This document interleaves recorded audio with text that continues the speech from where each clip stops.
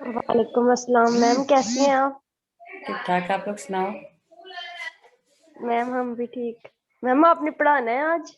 क्यों बातें करनी है और हमने आज नहीं मैम आज ना पढ़ाएगा। थोड़ा आपका सा पढ़ लो, सबसे देख लो ज्यादा आप। पढ़ लो। देख लो मेरी मॉर्निंग वाले तुमसे कहीं आगे निकल गए हैं, तो आज का पढ़ लो। तुम लोगों से 2 लेक्चर पीछे हो, तो अगर आज का पढ़ लोगे ना तो फिर तुम 1 लेक्चर पीछे हो जाओगे हमसे। तो मैम थोड़ा ही आज पढ़ेंगे, एक ही क्लास मैम पढ़ते हैं, वो ज्यादा दो कैसे दो क्लासेस। लेक्चर आगे निकल गए? उन्होंने सिग्नल सिस्टम भी कर लिया है, रेगुलर सिस्टम भी कर लिया है। उनकी कल 2 क्लासेस थी ना, आज एक क्लास थी, कल 2 क्लासेस थी, तो उन्होंने कल दोनों क्लासेस पढ़ी मेरे से। मुझे एक एक्स्ट्रा लगी हुई है, वो क्लास भी पढ़ी उन्होंने। और जो उनकी है आज की क्लास, तो वो भी पढ़ी। तो फिर कल उन्होंने स्टार्ट किया था ये आपका 14 चैप्टर, तो अब वो आपसे आगे निकल गए। ठीक है, तो कंपटीशन चल रहा है, तो इसलिए जो है ना, जो है वो आज का लेक्चर ले लो। फिर आपका ये होगा ना, मंडे को आप लोग उनके बराबर चले जाओ। उनका मंडे को लेक्चर नहीं होता मेरे साथ। तो फिर आज जो है ना, हम मतलब एक लेक्चर जो हम कल किया था वो तो कर लो ना आज थोड़ा सा। ठीक है, जी मैम, जैसे आपकी मर्जी। चलो मैम ठीक है, सही है, छुट्टी भी थैंक यू। करती है लाइक। चलो ठीक है, ये देखो ना, सुनो अब बस करो। ये मेरे से भी शेयर की क्लासेस हो रही है, मेरा भी सर दुख रहा है, लेकिन ये है कि पढ़ लो। पढ़ने के लिए हम लोग यहाँ पे आए हैं, क्या करना है दुनिया में आके होते हैं, देखो जरा। अच्छा चलो, हम लोग क्या कर रहे थे, जो हम लोग ने एसएल इक्वेशन कर ली थी ना। एसएल इक्वेशंस क्या होती हैं, एसएल सिस्टम क्या, एसएल इक्वेशंस हम लोगों ने पढ़ी थी, है ना ये। जी मैम। अच्छा, इसके सारी एग्जांपल्स हो गई थी। ये हम लोगों ने कर लिया था कि कोई भी हमारे पास general second order differential equation हो, तो हम लोगों ने इसको कैसे कन्वर्ट करना है एसएल इक्वेशन में, ये किया था टॉपिक हम लोगों ने। No ma'am. नहीं, ये नहीं किया ना, तभी तो तुम लोग फिर से 2 लेक्चर पीछे हो ना। उन्होंने ये भी कर लिया और उन्होंने एसएल सिस्टम भी कर लिया पूरा। मतलब नेक्स्ट उनका लेक्चर जो होगा ऑर्थोगोनल वेक्टर्स के ऊपर होगा, जो आपका इससे 2-3 टॉपिक छोड़ किया। तो ये कर लो, आसान है, मुश्किल नहीं है। अच्छा, आपको कहते हैं कि अब देखो एसएल की थोड़ा सा रिवाइज कर लेते हैं। एसएल सिस्टम की आइडेंटिफिकेशन क्या है हमारे पास। अगर हम कहते हैं किसी भी इक्वेशन को हम ये जो नंबर 1 की फॉर्म में लिख दें, तो ये हमारे पास एसएल इक्वेशन बन जाती है, ऐसे ही है ना। फिर हम लोगों ने 2-3 एग्जांपल्स की। एक हम लोगों ने ये Y double dash plus lambda Y वाली फॉर्म की, और एक हम लोगों ने Bessel's and Legendre's differential equation की डिस्कशन की। सही हो गया। और अब यहाँ पे क्या है, वो कहता है कि कोई भी हमारे पास अगर second order linear homogeneous differential equation हो, मतलब हर होमोजेनियस इक्वेशन तो लीनियर होगी, तो लीनियर का वर्ड तो उसको नहीं लिखना चाहिए, लेकिन उसने फिर भी लिख दिया। तो कहता है किसी भी सेकंड ऑर्डर की जो इक्वेशन है, अगर वो होमोजेनियस हो, तो हम उसको कन्वर्ट कर सकते हैं एसएल इक्वेशन में। ठीक है, तो उसके लिए उसने जनरलाइज फॉर्म क्या ली हुई है, d2y/dx² प्लस p। अच्छा, अब ये जो यहाँ पे p और q ले रहे हैं ना, वो कैपिटल ले रहे हैं, मतलब जस्ट कंपैरिजन के लिए। तो आपने मतलब इसको देख लेना है कि, और हो सकता है किसी और बुक ने यहाँ पे प्योर नोटेशन यूज की हो। तो अब देखो, जो आप लोगों ने एसएल इक्वेशन की फॉर्म की है, उसमें स्मॉल p और small q and small r उसने यूज की है। ठीक है, लेकिन जब वो जनरल की डिस्कशन कर रहा है कि किसी भी जनरल डिफरेंशियल इक्वेशन की, तो उसमें वो क्या ले रहा है, कैपिटल P और capital Q and capital R। तो आप इसको जरा माइंड में रख लो। और इसमें एक स्पेशलिटी क्या है कि ये जो हमारे पास डिफरेंशियल इक्वेशन है, सेकंड ऑर्डर की तो है, सेकंड ऑर्डर ऑर्डिनरी होमोजेनियस तो है ही है। इसके अलावा इसमें जो आपका सेकंड ऑर्डर का डेरिवेटिव आ रहा है ना, उसका कोफिशिएंट हमारा 1 आ रहा है। उसका कोफिशिएंट क्या आ रहा है, 1 आ रहा है। तो इसका मतलब ये है कि कोई भी इक्वेशन जिसका कोफिशिएंट 1 ना हो, उसको फिर हम लोगों ने 1 बना लेना है, डिवाइड कर लेंगे ना उसके साथ, और फिर कंडीशन लगा देंगे कि ये हमारा नॉट इक्वल टू 0 है। अच्छा, अब यहाँ पे जो है आप लोगों ने इसको कैसे कन्वर्ट करना है। तो आप लोगों ने इसको कैसे करना है, आप लोगों ने कोई भी जो डिफरेंशियल इक्वेशन होगी, पहले तो आपने देखना है कि वो सेकंड ऑर्डर की है, होमोजेनियस है। देन आपने क्या करना है, जो आपका सेकंड ऑर्डर डेरिवेटिव है उसका कोएफिशिएंट 1 बना लेना है। अगर वो 1 ऑलरेडी है, तो देन क्या करना है, आपने इसका इंटीग्रेटिंग फैक्टर निकाल लेना है, और इंटीग्रेटिंग फैक्टर निकाल के पूरी इक्वेशन को इससे मल्टीप्लाई कर देना है। और जब आप उसको इंटीग्रेटिंग फैक्टर से मल्टीप्लाई करोगे, तो आपकी इक्वेशन जो है वो एसएल इक्वेशन में कन्वर्ट हो जाएगी। ठीक है, अब देखो यहाँ पे मैं इसको जनरलाइज फॉर्म भी थोड़ी सी दिखा देती हूँ आपको। उसका इंटीग्रेटिंग फैक्टर कैसे निकाला उसने, ये जो आपके पास dy/dx का कोफिशिएंट होगा, उसका जो है वो आप लोगों ने कोफिशिएंट ले लेना है px। उसको फिर आप लोगों ने इंटेग्रल e की पावर में इंटेग्रल में ले लेना है, इंटेग्रल px dx, और इंटीग्रेटिंग फैक्टर फिर आपने इस पूरी इक्वेशन नंबर 1 को इस इंटीग्रेटिंग फैक्टर से मल्टीप्लाई कर देना है। जब आप इसको मल्टीप्लाई करोगे, तो ये जो लेफ्ट हैंड साइड पे आपका एक्सप्रेशन आ रहा है, जो डेरिवेटिव वाला है, वो आपका एज ए प्रोडक्ट रूल जो है वो बना है। ठीक है, तो फिर उसने जो है वो इसको दोबारा से एसएल फॉर्म में लिख लिया, जिसमें आपका ऑपरेटर बाहर नजर आ रहा होता है, डी बाई डी एक्स। तो ये एक्सप्रेशन आपका बन गया। और उसके बाद फिर वो कहता है कि यहाँ पे हमारे पास जो स्मॉल पी है, स्मॉल पी कौन से वाला, जो एसएल सिस्टम का स्मॉल पी था ना, और जो क्यू था जो हमारा एसएल सिस्टम का स्मॉल क्यू था, वो कहता है कि ये हमारे पास स्मॉल पी इसके बराबर है, ये जो इंटीग्रेटिंग फैक्टर है कि वो आपका इसके बराबर है, एंड आर जो है वो आपका इसके बराबर है। बस कंपैरिजन किया है, ठीक है, इसको जो है वो देख लो। तो एग्जाम्पल फिर हम इसकी तरफ चलते हैं। एग्जाम्पल में क्या किया हुआ उसने आपकी एक हर्माइट्स डिफरेंशियल इक्वेशन ली हुई है y double dash minus 2xy dash plus 2ny is equal to 0।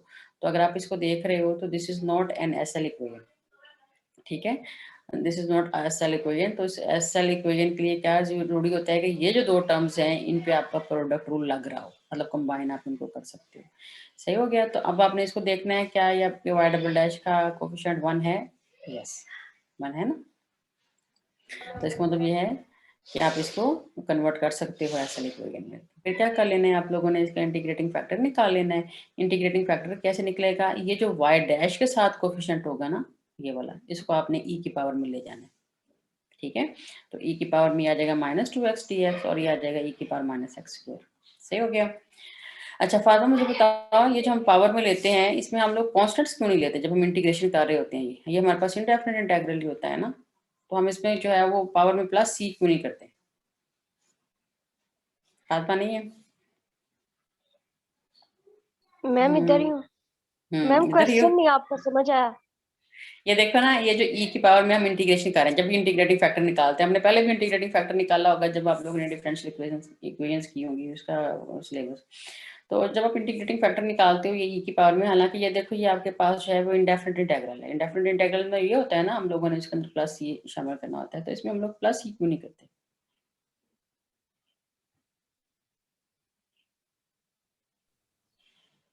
Ma'am एक ही पावर जब कांस्टेंट में आएगी तो वो तो वो भी एक कांस्टेंट बन जाएगा वो भी एक कांस्टेंट हो जाएगा, ठीक है। देखो फॉर एग्जांपल अगर हम यहाँ पे कर भी लेते हैं x² प्लस सी कर लेते हैं, तो जब आप उसकी बेस को सेपरेट करते हो तो एक तो आ जाएगा e की पावर -x², एक आ जाएगा e की पावर c। तो c से मुराद कोई भी कांस्टेंट होगा, आर्बिट्रेरी कांस्टेंट। तो वो जब आप इस e की पावर में लिखोगे तो वो अगेन एक कांस्टेंट आ जाएगा, सही है। तो यहाँ पे फिर बजाय इसके कि हम उस कांस्टेंट को साथ मेंशन करते जाएं, साथ साथ लेके चलें, हम उसको एज ए वन कंसिडर कर लेते हैं, ठीक है, क्योंकि हमें कोई भी उन्होंने साथ में कंडीशन तो नहीं दी हुई ना। जब कंडीशन दी हुई हो फिर हम उस सी की वैल्यू को निकाल सकते हैं। तो ये इंटीग्रेटिंग फैक्टर निकालने का मेथड क्या होता है, जस्ट आप लोगों ने जो आपका आ रहा होता है एक्सप्रेशन उसकी बस इंटीग्रेशन कर लेनी होती है एक्सपोनेंशियल फंक्शन की फॉर्म में, और एक्सपोनेंट की पावर में रख के उसको एक्सपोनेंशियल फंक्शन की पावर में रख के उसको इंटीग्रेट कर लेना होता है, तो वहां से निकल आता है, ठीक है। अच्छा अब देखो आपने इस इंटीग्रेटिंग फैक्टर से इस नंबर 2 को मल्टीप्लाई किया, तो जब आप देखो इस फर्स्ट 2 एक्सप्रेशन को आप देख रहे हो तो you can write it as a in the form of a product formula, ठीक है। तो ये आ रहा है डी बाई डी एक्स, ये आपके पास इंटीग्रेटिंग फैक्टर, फिर D Y by D X plus, अब यहाँ पे ये जो 2n e की पावर -x² y है, यहाँ पे 2n एक्चुअली आपके पास किसके इक्वल है, लैम्डा के इक्वल है।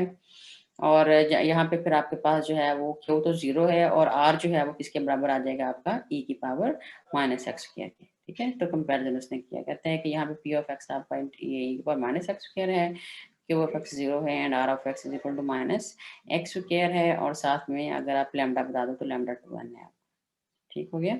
तो इसका मतलब क्या हुआ, फिर क्या समझ आई कि जो भी आपके पास सेकेंड ऑर्डर की होमोजीनियस इक्वेशन है उसको हम लोग जो है वो कन्वर्ट कर सकते हैं एसएल इक्वेशन में, और जस्ट आप लोगों ने उसका इंटीग्रेटिंग फैक्टर निकाल के तो डी बाई डी एक्स के साथ वो आपने इंटीग्रेटिंग फैक्टर लिख देना है, साथ में d Y by D x लिख देना है, प्लस बाकी जो टर्म्स आपकी इसके अलावा आ रही होंगी इस इन दो के अलावा, तो बाकी वो सारी आपने ऐसे अरेंज कर देनी, ठीक हो गया, क्लियर हो गया।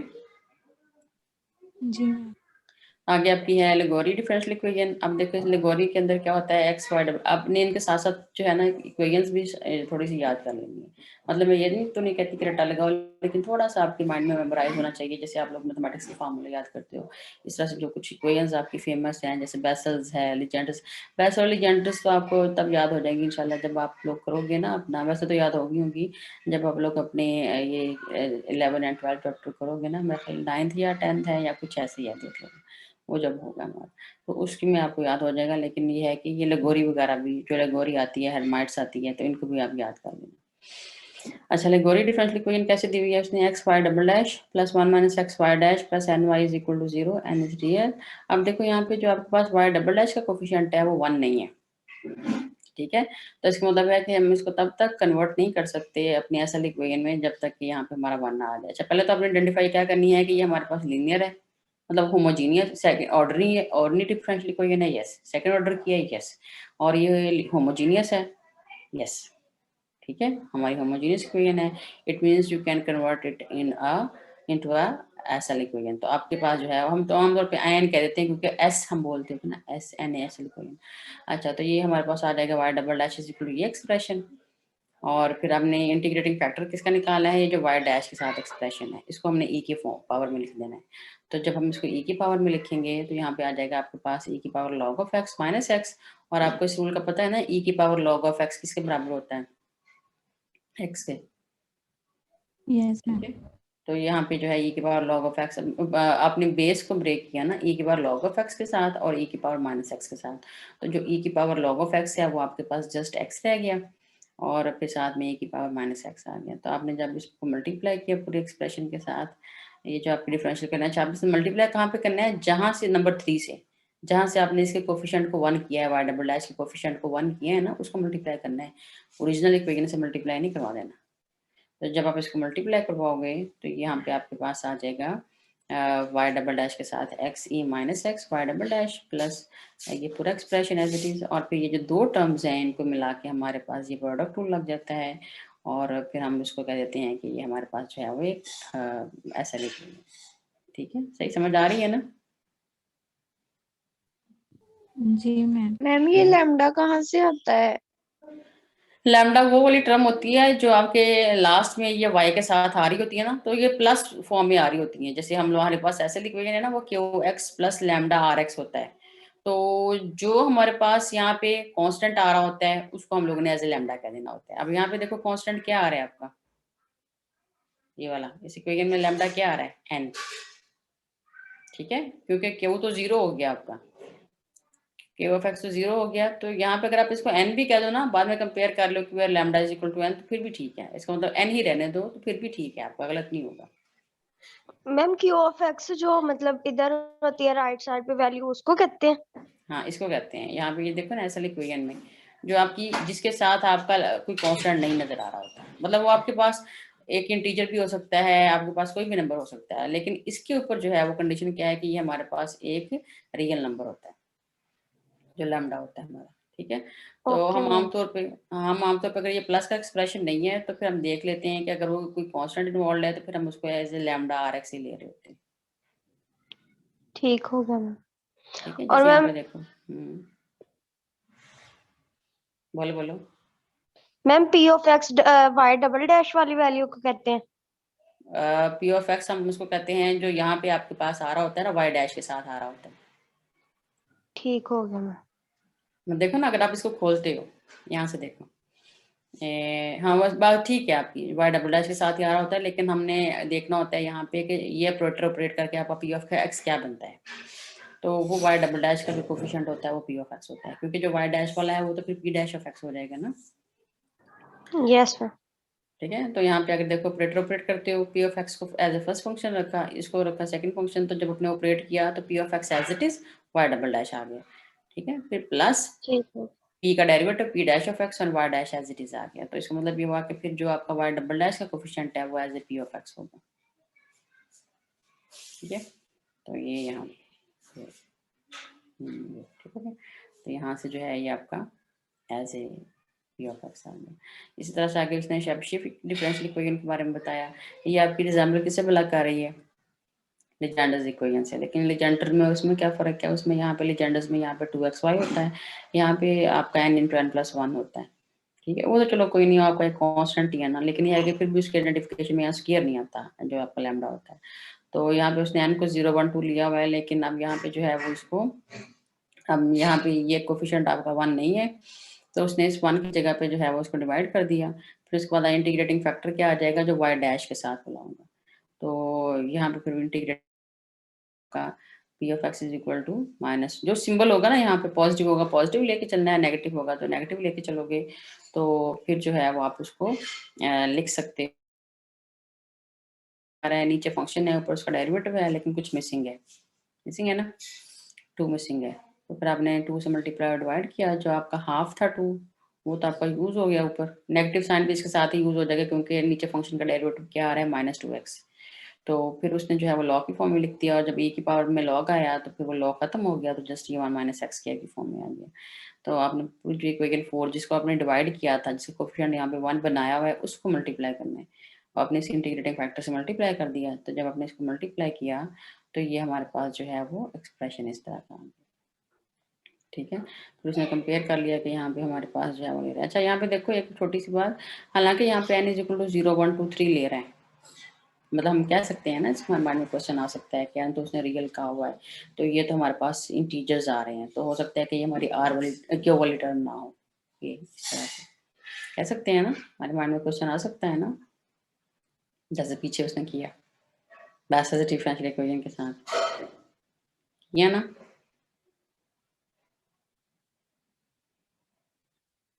तो हम फिर इसको ये भी कह सकते हैं कि where n is taken as a non negative integer, हम कह सकते हैं इसको। और वो आपका जो नॉन नेगेटिव इंटीजर्स है, this is a subset of real numbers, कह सकते हैं, वी कैन से दैट, मतलब ये कैटेगरी, ये पॉसिबिलिटी भी तो है ना, इसलिए उसने कह दिया इसको कि lambda is equal to n square हम ले सकते हैं इसको, ठीक है। तो वहां पे तो चूंकि 2 टर्म्स आ रही थी, इसलिए फिर वहां पे उसने एक को क्यू कह दिया, एक को आपका आर कह दिया, और फिर आर के जो कोफिशिएंट था उसको उसने लैम्डा कह दिया। तो यहाँ पे सिंगल टर्म है, इसलिए मे बी वो इसलिए ले रहा हो यहाँ पे, तो सबसेट ऑफ रियल नंबर्स, तो इस सेंस में उसने इसको कर लिया, ठीक है, सही हो गया। ये regular, singular and periodic acyl system भी देख लो, थोड़े से ही हैं, इसकी इक्वेशंस देख लो, सिस्टम पे हम नेक्स्ट क्लास में कर लेंगे इंशाल्लाह, सही हो गया। अब ये जो ऐसा इक्वेशन है, इनके नाम क्या क्या हो सकते हैं, इनका नाम क्या हो सकता है, रेगुलर हो सकता है, सिंगुलर हो सकता है, या पीरियोडिक हो सकता है। तो किस पे डिपेंड करता है, डिपेंड करता है पी क्यू एंड आर की वैल्यू के ऊपर। तो जो ज्यादा प्रोमिनेंट है वैल्यूज, वो पी एंड आर की वैल्यूज है, ठीक है। तो कहता है कि कंसीडर द एसल इक्वेशन, ये इक्वेशन जनरलाइज फॉर्म में लिख दी उसने, कहता है defined over the interval a less और इक्वल टू x लेस और इक्वल टू b, कहता है if both p of x and r of x do not vanish, do not vanish का मतलब क्या है कि डू नॉट इक्वल टू 0, ये दोनों 0 नहीं होते हैं, ना p को 0 होना चाहिए ना r को 0 होना चाहिए, यहाँ पे उसने एंड का वर्ड यूज किया, तो दोनों एट अ टाइम 0 नहीं होंगे। कहाँ पे 0 नहीं होंगे, at any point of the interval a less और इक्वल टू x लेस और equal to b, then equation 1 is called the regular SL equation, ठीक है। पूरे इंटरवल के ऊपर, एंड पॉइंट्स के ऊपर भी और इंटरवल के ऊपर भी, किसी पॉइंट के ऊपर भी ये पी और जो आपके आर है इनको 0 नहीं होना चाहिए। अगर ये 0 हो गए फिर वो आपके रेगुलर नहीं रहेंगे, फिर वो आपकी नेक्स्ट कैटेगरी के अंदर फॉल कर जाएंगे, ठीक है। अब अगली कैटेगरी क्या है, कहता है पी ऑफ एक्स और आर ऑफ एक्स, यहाँ पे आर का वर्ड यूज किया, और पी ऑफ एक्स या आर ऑफ एक्स, अगर दोनों भी हो जाए तो ठीक है, ठीक है। वैनिश एट ए और बी और both at a and b, अब ये एंड पॉइंट्स के ऊपर 0 हो रहे हैं। अब ये जो आपका रेगुलर वाला था वो किसके ऊपर 0 हो रहा था, 0 नहीं हो रहा था, उसकी डिस्कशन कहाँ पे होगी, पूरे इंटरवल के ऊपर। लेकिन जब आपने सिंगुलर के बारे में करना है तो वो आपके एंड पॉइंट्स के ऊपर है, ठीक है। इसमें देखो क्या क्या बातें आ गई, पी या तो सिर्फ पी या सिर्फ आर, ये भी हो सकता है, या दोनों हो सकते हैं। अच्छा, और फिर कैसे है, या वो एक पॉइंट ए के ऊपर वैनिश हो सकते हैं, जैसे जब फॉर एग्जांपल अगर पी ले लिया तो हो सकता है कि वो सिर्फ ए के ऊपर 0 हो रहा हो सकता है वो सिर्फ बी के ऊपर 0 हो सकता है हो रहा हो, या हो सकता है कि वो आपका दोनों के ऊपर 0 हो रहा हो, सही है। इसी तरह से अगर हम आर की बात करते हैं तो आर हो सकता है ए के ऊपर 0 हो सकता है आपका आर बी के ऊपर 0 हो, और हो सकता है कि आर आपका ए और बी दोनों के ऊपर 0 हो, ठीक है। और अगली कैटेगरी क्या आ सकती है, अगर हम पी और आर दोनों 0 बन रहे हैं, हो सकता है दोनों आपके ए के ऊपर 0 हो जाएं, हो सकता है दोनों आपके बी के ऊपर 0 हो जाएं, हो सकता है कि दोनों आपके इन दोनों पॉइंट्स के ऊपर 0 हो जाएं। तो ये दोनों एंड पॉइंट्स हैं आपके, जब सिंगुलर की बात हमने करनी है, ठीक है ना। तो इसमें देखो कितनी सारी कैटेगरीज हमारी आ गई, 2 पी के साथ आ गई, 2 आर के साथ आ गई, और 2 आपकी दोनों के साथ आ गई। तो इसको मतलब 6 कैटेगरीज में हमारा ये जो है वो डिस्कस हो सकता है, ये सिंगुलर एसल सिस्टम वाला। तो कंडीशन किसके ऊपर है, पी और आर के ऊपर ही है। अच्छा, जो लास्ट वाला है ना पीरियोडिक वाला, वो कहता है P of x, Q of x and are of x are periodic functions of period B minus A. ये पीरियड बल हम कैसे निकालते होते हैं, जो हमें इंटरवल गिवन होते हैं ना, उसके एंड पॉइंट में से उसका इनिशियल पॉइंट को माइनस कर देते हैं, तो वहां से हमारे पास जो है वो उसका पीरियड निकल जाता है। किसी भी फंक्शन का जो पीरियड होता है वो हम कैसे निकालते हैं, पीरियोडिक फंक्शन, जैसे हमारे पास साइन है, तो हम साइन और कॉस वगैरह की डिस्कशन जब कर रहे होते हैं तो हम कहते हैं 0 इज लेस और इक्वल टू थीटा लेस और इक्वल टू 2 पाई। तो वो 2 पाई एक्चुअली इसका पीरियड कैसे निकलता है, 2 पाई माइनस 0 करके निकालते हैं, तो फिर हमारे पास 2 पाई आ जाता है। अच्छा, अगर हमारे पास आ रहा हो इंटरवल माइनस पाई से लेके पाई तक, तो फिर उसका पीरियड क्या होगा, फंक्शन का।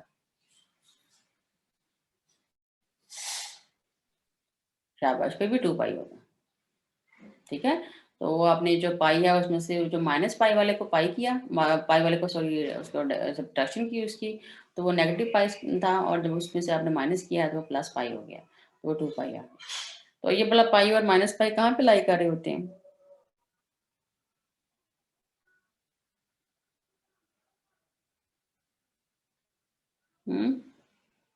क्वाड्रेंटल। दोबारा बोलो, आवाज कट गई थी आपकी। Ma'am quadrantal angles. Quadrantal angles तो होते हैं, लेकिन ऐसे कैसे कैसे लाई कर रहे होते हैं हामिद?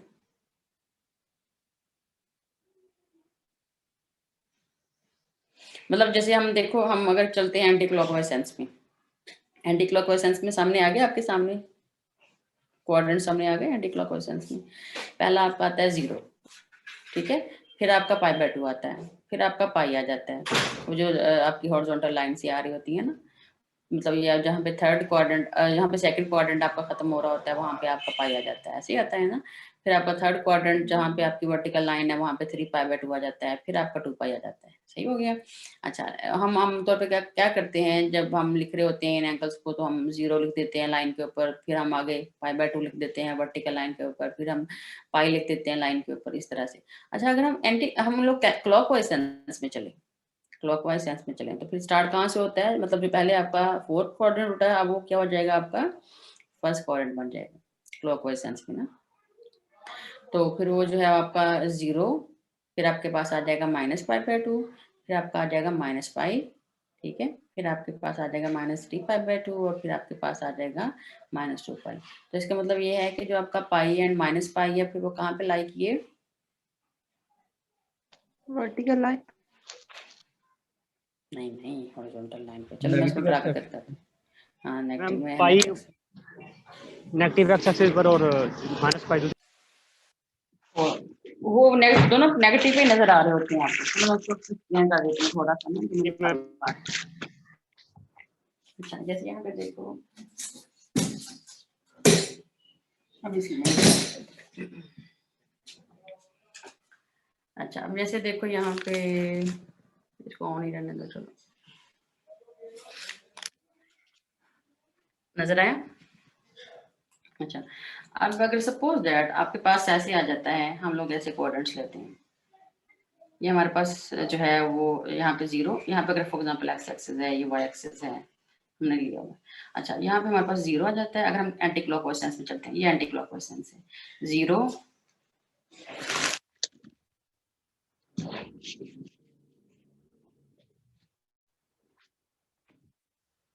ये हमारे पास क्या आ जाता है 0, ये हमारा आ जाता है पाई बाय 2, ये हमारे पास आ जाता है पाई, ये हमारे पास आ जाता है 3 पाई बाय 2, और ये हमारे पास आ जाता है 2 पाई।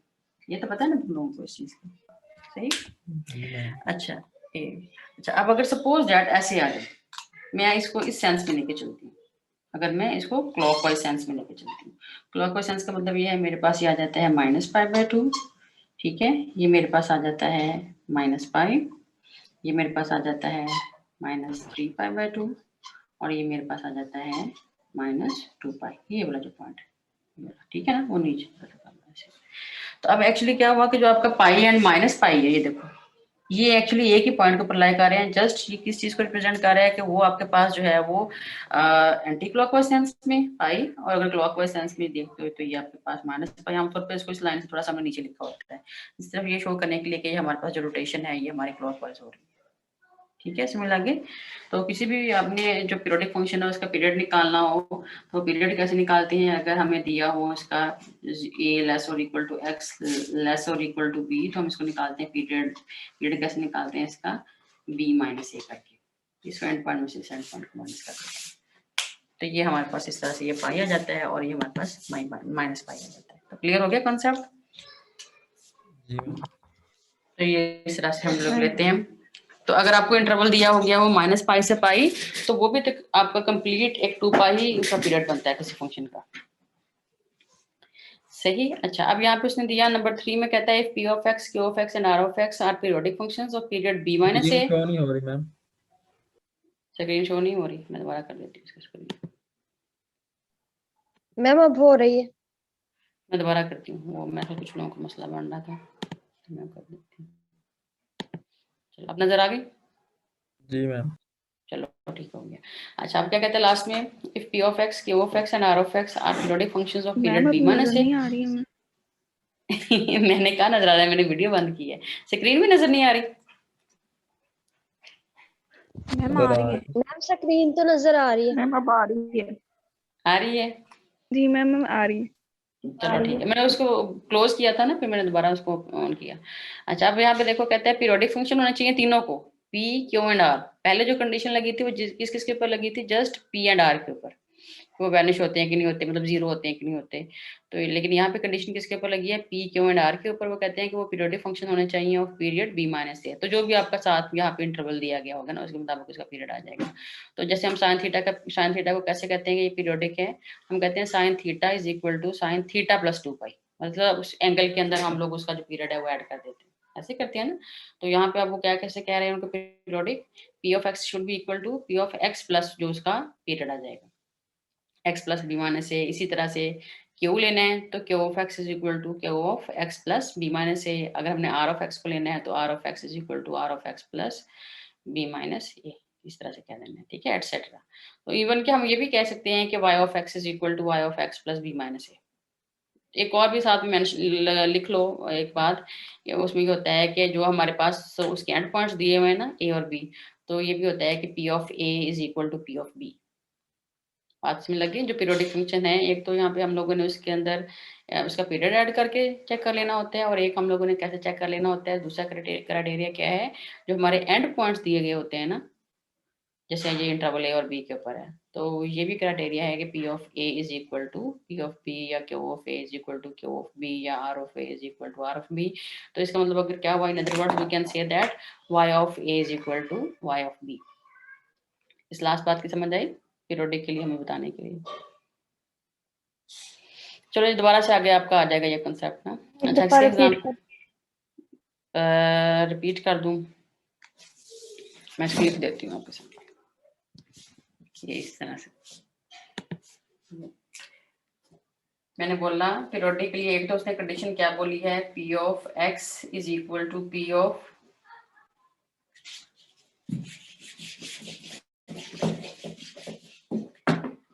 Of x is equal to P of x plus जो उसका पीरियड आ रहा है, ठीक है। तो यहाँ पे पीरियड कितना आ रहा है ये। अच्छा तो मैंने कहा कि ये भी कंडीशन हो सकती है, P of A is equal to P of b, ये भी पीरियोडिक फंक्शन की कंडीशन होती है, सही हो गया। या हो सकता है कि हमारा हो जाए q of A is equal to Q of b, अगर इसका इंटरवल ये है, ठीक है।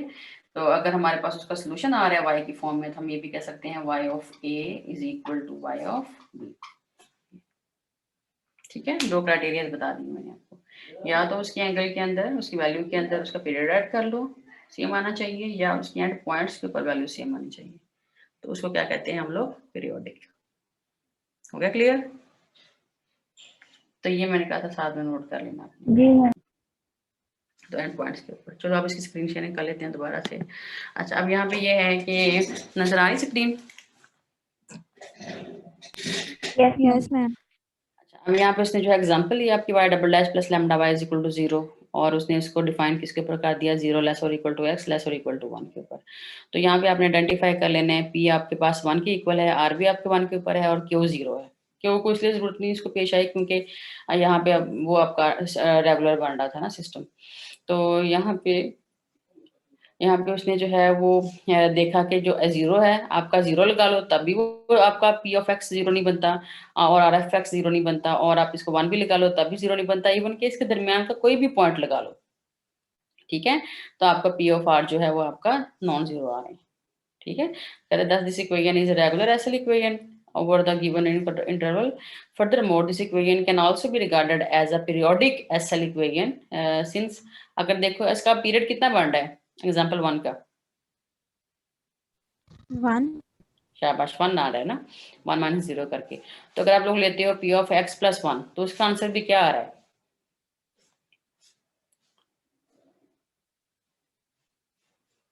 पी ऑफ एक्स प्लस 1 का आंसर क्या आ रहा है? 1 नहीं आएगा। फर्क कहाँ पड़ेगा अगर आप लोग इसको लोगे? अगर यहाँ पे कोई वेरिएबल होता ना, जैसे एक्स होता, p of x is equal to x होता, तो फिर चेंज आ जाता। ठीक है, अगर हमारे पास अब ये कांस्टेंट है तो जो मर्जी पुट करो, 100,000 मिलियन बिलियन ट्रिलियन जो मर्जी पुट करो इस एक्स की जगह पे, आपका ये पी ऑफ एक्स क्या रहेगा? 1 ही रहेगा। इसी तरह से क्यू एफ एक्स चलो उसने उसकी डिस्कशन कर ली, क्यू एफ एक्स आपका 0 ही रहेगा, आर ऑफ एक्स आपका 1 ही रहेगा। तो अगर पीरियड ऐड करने से आपका वही फंक्शन रहता है तो उसे हम क्या बोलते हैं? Periodic function. तो ये जो आपकी असल इक्वेशन है ये हमारी एट ए टाइम रेगुलर भी है और पीरियोडिक भी है। क्लियर हो गया concept first yes example ma'am. का? जी मैम मैम। मैम एक्स की जगह आप कह रहे हैं कि हम जो मर्जी वैल्यू पुट कर लें तो हमारे पास P of x is equal to 1 ही रहेगा। ओके एक्स मैम। जो, लेकिन यहाँ पे अब मैं क्या पुट कर रही थी, जो उसका पीरियड था, तो पीरियड कितना आ रहा था उसका? 1 आ रहा था। तो अगर आप पी ऑफ एक्स प्लस 1 कर रहे हो तो आपका आंसर क्या रह रहा है? 1 ही रह रहा है। और वो 1 किसका आंसर था? पी ऑफ एक्स का ही आंसर था। ठीक है, इसी तरह से क्यू ऑफ एक्स है आपका 0 है, आप एक्स की जगह पे एक्स प्लस 1 पुट करो तो आपका किसके बराबर आ रहा है? वो 0 ही आ रहा है, क्यू ऑफ एक्स के इक्वल ही रह रहा है। इसी तरह से आर ऑफ एक्स आपका है 1 के इक्वल, अगर एक्स की जगह पे आप एक्स प्लस 1 पुट करते हो तो वो आपका जो है वो 1 ही रह रहा है, उसमें चेंज नहीं आ रही। तो ये फिर आपके पास वो कहते हैं कि ये हमारा पीरियोडिक एसल इक्वेशन भी है। सेकंड वाली कैटेगरी देख लो, उसने एग्जांपल दी आपके लिए जनरल डिफरेंशियल इक्वेशन की। अब देखो यहाँ पे पी ऑफ एक्स किसके इक्वल है? 1 माइनस एक्स के इक्वल है, और जो आपका इंटरवल दिया हुआ है वो -1 से 1 तक दिया हुआ है। तो अगर आप देखो, और क्यू ऑफ एक्स हमारा जो आर ऑफ एक्स है हमारा 1 के इक्वल है। अच्छा, आर ऑफ एक्स में तो चेंज नहीं आ रही, मतलब आर ऑफ एक्स तो वैनिश नहीं हो रहा, लेकिन पी ऑफ एक्स को देखो, अगर आप एंड पॉइंट्स पुट कर रहे हो, इवन को कोई एक एंड पॉइंट भी पुट कर लो, वैसे तो दोनों एंड पॉइंट्स के ऊपर ये 0 आ रहा है, लेकिन कोई अगर एक एंड पॉइंट भी आप पुट कर लो तो ये आपका पी ऑफ एक्स 0 के इक्वल आ रहा है। तो अगर ये 0 के इक्वल आ जाते हैं हमारे पी या आर, तो ये कैसा सिस्टम हो जाता है?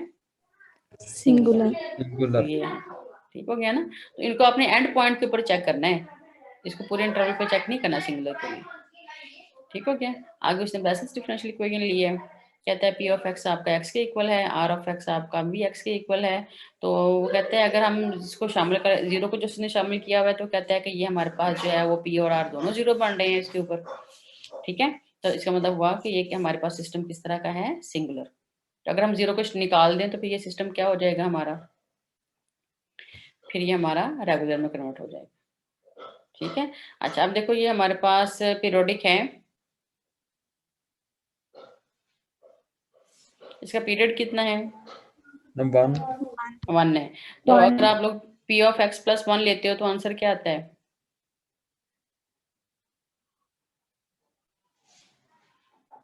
पी ऑफ एक्स प्लस 1 का आंसर क्या आता है? मैम फिर 1 ही आएगा। नहीं ना, एक्स प्लस 1 आएगा ना, एक्स की जगह पुट करना है आपने इसको।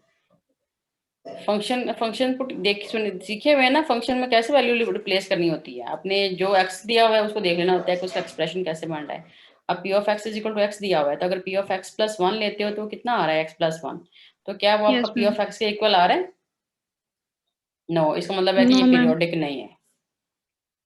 ठीक है, तो चलो आज के लिए इतने काफी है, बाकी आगे हम इंशाल्लाह करेंगे रेगुलर एसएल सिस्टम वगैरह, सिस्टम्स किस तरह से हैं, तो नेक्स्ट लेक्चर में इंशाल्लाह।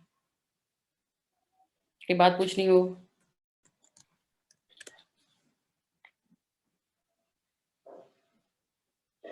नहीं? क्लियर हो गया? यस चलो ठीक है, यस मैम। चलो ठीक है, अल्लाह हाफिज, have a good weekend. Allah Hafiz.